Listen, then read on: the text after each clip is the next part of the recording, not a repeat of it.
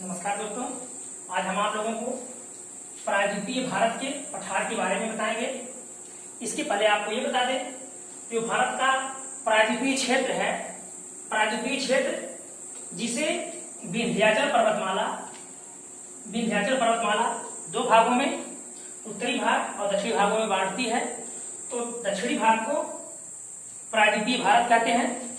तो इसको 8 भागों में बांटा गया है। उत्तरी मध्य उच्च पठार, दक्षिणी मध्य उच्च भूमि, पूर्वी पठार जिसमें छोटा नागपुर का क्षेत्र आता है, ये आपका मेघालय और मिकिर, ये मेघालय का पठार, और मिकिर असम में पड़ता है।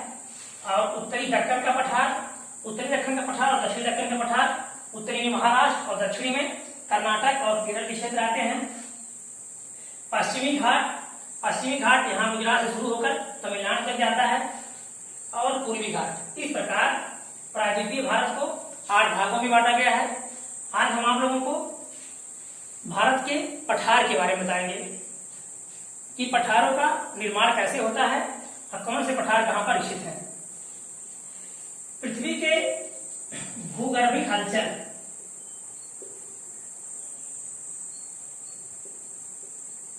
पठारों के निर्माण के लिए पृथ्वी का भूगर्भिक हलचल जिम्मेदार है, या ज्वालामुखी क्रियाएं। इसमें क्या होता है, जब समतल धरातल भूगर्भिक हलचल के कारण एक दूसरे से टकराते हैं तो ये भाग ऊपर उठ जाता है। ऊपर उठने के कारण ये अधिक ऊंचाई तक नहीं उठ पाए और कुछ ही ऊंचाई तक उठे और पुनः वो समतल रूप में जम गए। क्योंकि जो पठार होते हैं ये समतल होते हैं। पठार कैसे होते हैं? समतल होते हैं और इनकी औसत ऊंचाई 600 मीटर होती है। और इन्हीं पठारों में इन्हीं भूगर्भिक हलचलों के कारण और ज्वालामुखी क्रियाओं के कारण जब ज्यादा ऊपर उठ गए तो उन्हें चोटियां कहा गया। तो इस प्रकार जो पार्ट समतल रह गया उसे पठार कहा गया, और जो ऊंचे उठ गया उस उठे हुए भाग को चोटियां कहा गया। तो भूगर्भिक हलचलों और ज्वालामुखी क्रियाओं के फलस्वरूप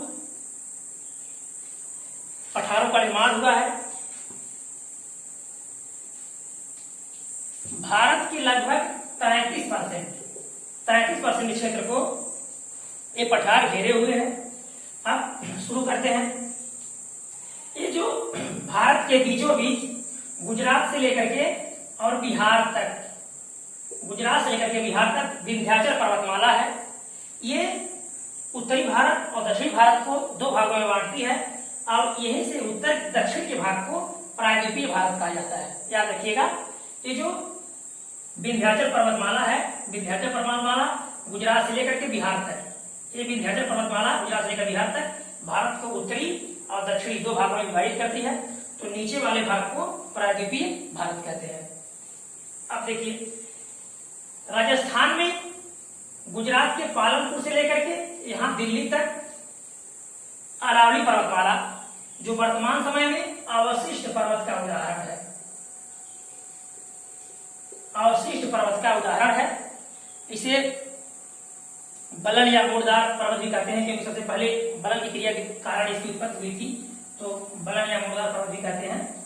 तो अब ये अवशिष्ट के रूप में बचा है। विश्व का सबसे पुराना पर्वत अरावली पर्वत ही है।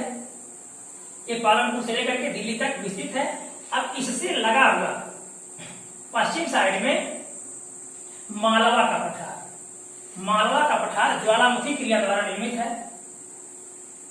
ज्वालामुखी, अब इस ज्वालामुखी के अपक्षय के कारण एक काली मृदा का समुदाय बन गया है। काली मृदा, याद रखिएगा, जितने भी यहाँ हैं, मालवा का पठार, बुंदेलखंड का पठार, बघेलखंड का पठार, छोटा नागपुर का पठार, सभी पठारों में जो मालवा का पठार है और ये दक्कन का पठार है, इन्हीं 2 पठारों में काली मिट्टी का समुदाय पाया जाता है, अन्य में नहीं मिलता। तो याद रखिएगा। तो ये मालवा का पठार काली मिट्टी का समुदाय बन गया है, और यहाँ चंबल नदी, काली नदी, बेतवा नदी बहती है। ये संपूर्ण मध्य प्रदेश के 28% भाग को कवर किए हुए हैं। मालवा का पठार संपूर्ण मध्य प्रदेश के 28% भाग को कवर करता है। यहाँ उर्मिल मैदान पाए जाते हैं। उर्मिल मैदान या इन्हें गुंबदाकार मैदान भी कहते हैं। याद रखिए, उर्मी मैदान या घुमदाकार मैदान भी कहते हैं। कहाँ पाए जाते हैं? मालवा के पठार में, जो मध्य प्रदेश के लगभग 28% भाग को कवर करता है। बुंदेलखंड का पठार इससे उत्तर और पूर्व में लगा हुआ बुंदेलखंड का पठार जो उत्तर प्रदेश और एमपी में विस्तृत है। इससे पूर्व में बघेलखंड का पठार जो मध्य प्रदेश और उत्तर प्रदेश का एकमात्र जिला सोनभद्र। ये जो बघेलखंड है उत्तर प्रदेश का एकमात्र जिला, इसमें सोनभद्र पड़ता है और पूरा भाग इसका मध्य प्रदेश में विस्तृत है। इधर छोटा नागपुर का पठार जिसे भारत का रूर कहा जाता है, भारत का रूर कहा जाता है, खनिज संपदा की दृष्टि से बहुत धनी है, खनिज संपदा की दृष्टि से बहुत धनी है। ये 4 राज्यों में विस्तृत है, बिहार, झारखंड, छत्तीसगढ़ और पश्चिम बंगाल। याद रखिएगा। तो ये जो छोटा नागपुर का पठार है ये 4 राज्यों में विस्तृत है, बिहार, झारखंड, छत्तीसगढ़ और पश्चिम बंगाल। तो ये खनिज की दृष्टि से धनी है, इसलिए इसे भारत का रूर कहा जाता है। और ये मेघालय तथा मिकिर का पठार ये प्रायद्वीपीय पठार का भाग, याद रखिएगा। ये हिमालय का भाग नहीं है, ये जो पूर्व में हिमालय है ये हिमालय का भाग नहीं है, क्वेश्चन याद रखिएगा यार। ये जो मेघालय का पठार है ये प्रायद्वीपीय पठार का भाग है। और ये मिकिर जो पहाड़ियां असम में विस्तृत हैं वो वहां तक फैला हुआ है। और मेघालय को पूर्व का स्कॉटलैंड भी कहा जाता है, मेघालय को पूर्व का स्कॉटलैंड भी कहा जाता है। यहाँ भी जो ये मेघालय है, मेघालय का अर्थ होता है बादलों का घर, बादलों का घर। यहाँ जब बंगाल की खाड़ी से मानसून उठता है तो ये जो गारो खासी जयंतिया पहाड़ियां हैं, गारो खासी जयंतिया पहाड़ियां, उसमें टकरा करके यहाँ वर्षा कराता है। इस प्रकार जो यहाँ का चेरापूंजी जिला है मेघालय का, वो विश्व में सबसे अधिक वर्षा वाला स्थान है। और उस वर्षा के लिए जिम्मेदार यहाँ के पर्वत और पहाड़ियां हैं, क्योंकि यहाँ से जो है मानसून टकरा करके सामने वाले भाग में वर्षा कराता है और पीछे वाला भाग दृष्टि छाया प्रदेश में पड़ जाता है।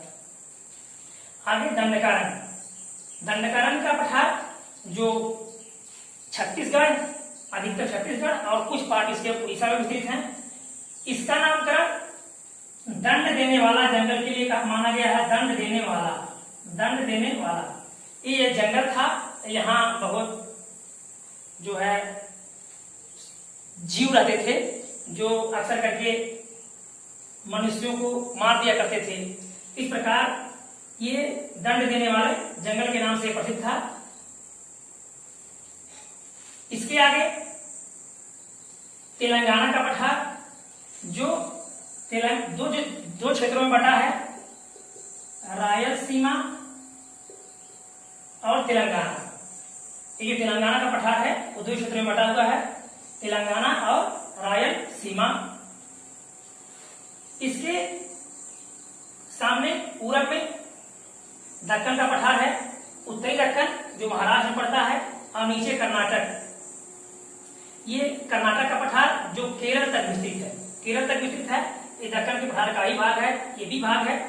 ये जो दक्कन का पठार है ये भी ज्वालामुखी क्रिया द्वारा निर्मित, दक्कन का पठार ज्वालामुखी क्रिया द्वारा निर्मित पठार है। और इसके अपक्षय से अब यहाँ काली मिट्टी का समुदाय बन गया है, इसके अपक्षय से दक्कन के पठार के अब यहाँ काली मिट्टी का समुदाय बन गया है। और जो कर्नाटक का पठार है, कर्नाटक का पठार इसका सबसे ऊंचा क्षेत्र कुद्रेमुख चोटी है। कुद्रेमुख पर्वत चोटी कर्नाटक के पठार की सबसे ऊंची चोटी है, जो लौह अयस्क के लिए प्रसिद्ध है, जो लौह अयस्क के लिए प्रसिद्ध है। तमिलनाडु का पठार, जो तमिलनाडु का पठार है ये सह्याद्री, जिसे पश्चिमी घाट के नाम से भी जानते हैं, सह्याद्री भी कहते हैं। जहां सह्याद्री समाप्त होती है, तो ये सह्याद्री से लेकर के तमिलनाडु के तटीय भागों में विस्तृत है। और यहाँ चार्नोकाई प्रकार की चट्टान पाई जाती है। चार्नोकाई, क्या रखिएगा, चार्नोकाई प्रकार की चट्टान कहाँ मिलती है? तमिलनाडु में, जहां सह्याद्री समाप्त होता है, यहाँ से तटीय भागों में फैला हुआ ये तमिलनाडु का पठार है। यहाँ चार्नोकाई प्रकार की चट्टान पाई जाती है। आगे हम देखेंगे एक जो विंध्याचल पर्वत है, जो भारत को दो भागों में बांटता है, उत्तरी और दक्षिणी। इसके दक्षिण में सतपुड़ा पर्वतमाला है, जो मध्य प्रदेश में स्थित है। अब इसके बीचों बीच, यानी कि विंध्याचल पर्वत और सतपुड़ा पर्वत के बीच में नर्मदा नदी बहती है, जो अमरकंटक सबसे ऊंची चोटी, जो विंध्याचल पर्वत की सबसे ऊंची चोटी क्या है? अमरकंटक। अमरकंटक के मैकाल पर्वत से निकलती है और खंभात की खाड़ी में गिरती है। और बताना चाहेंगे जो अरावली पर्वत है, ये अरावली पर्वत का सबसे ऊंचा शिखर गुरु शिखर पर्वत है, जिसकी ऊंचाई 1722 मीटर है। तो यह आपका पठार हो गया, जो संपूर्ण भारत के 30% भाग के क्षेत्रफल को घेरे हुए है। तो आप पठारों के क्षेत्रों को नोट कर लीजिएगा, कौन से पठार कैसे कैसे कहां कहां विस्तृत हैं।